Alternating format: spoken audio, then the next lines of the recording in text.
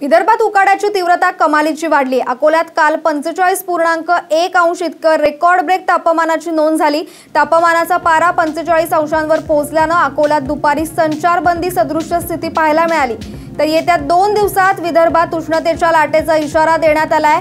अकोल्यासोबत चंद्रपुरातही तापमान 40च्या पार असल्याची नोंद करण्यात आली आहे।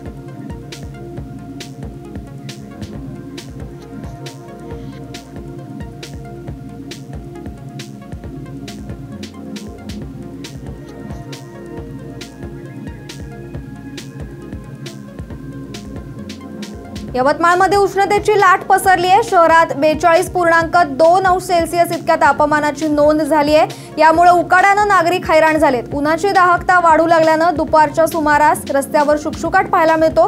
दरम्यान या उन्हापासून आपला बचाव करण्यासाठी नागरिक शीतपेय, आईस्क्रीम, स्कार्फ, टोपी यांचा आधार घेत आहेत। दरम्यान येत्या काही दिवसात पारा अजून वाढण्याची शक्यता आहे।